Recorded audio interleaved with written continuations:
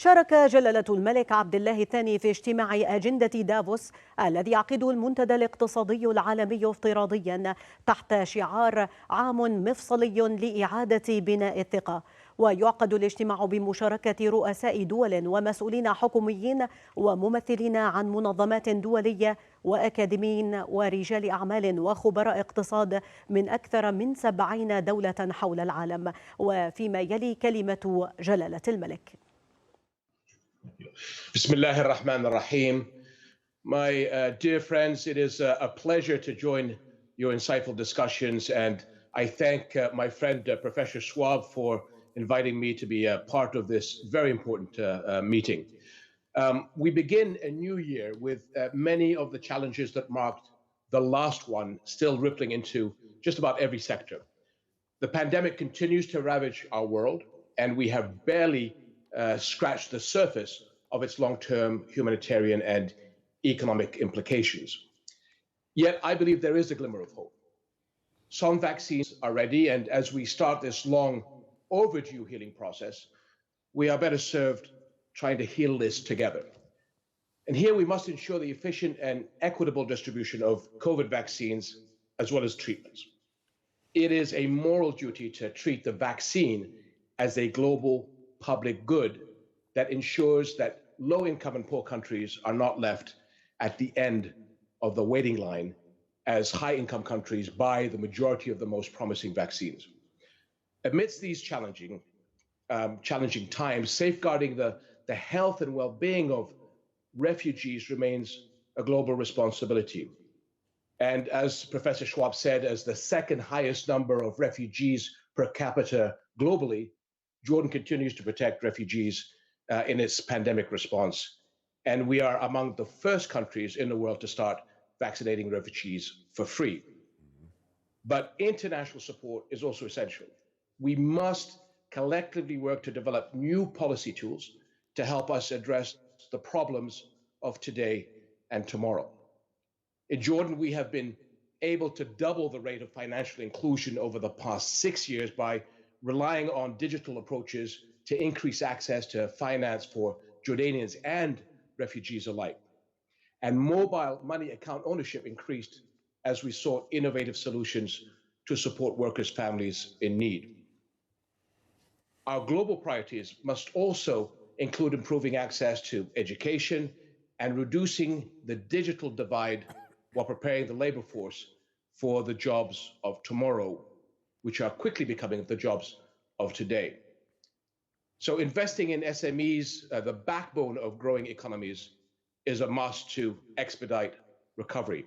And as part of our pandemic response, Jordan enabled nearly 13,000 SMEs to move from the informal to the formal economy. And we are one of the top global reformers in the Ease of Doing Business report in 2020. Our economy is ready to recover, but in collaboration with the private sector. My friends, as we work to heal together, we must use the clarity afforded to us in adversity to move confidently into a brighter future together. The pandemic has painfully proven to us that returning to business as usual is neither sustainable nor effective. And so let us rethink and reinvent those ever-present terms of globalization, multilateralism, and international community. Let us put equality, inclusivity, and dignity at the heart of what they stand for. Our world needs a reglobalization that seeks a sustainable, equitable, and green recovery that puts the well-being of our peoples and our planet first. We need to put the emphasis on community in international community to focus on the shared values, aspirations, and ideals that unite us.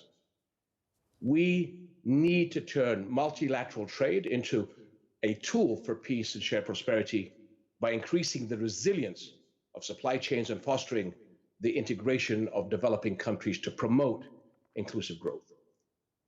And we all need to rethink the way we deal with our planet. COVID has been a harsh reminder that what we do to nature has dangerous consequences. Let that lesson teach us not to ignore the greater pandemic of climate change. This is, I believe, an urgent crisis that we must address together through creative solutions that prioritize green investments and renewable energy. As one of the world's poorest water countries, Jordan is acutely aware of the threat of climate change. We plan for our recovery to be rooted in green development and infrastructure projects.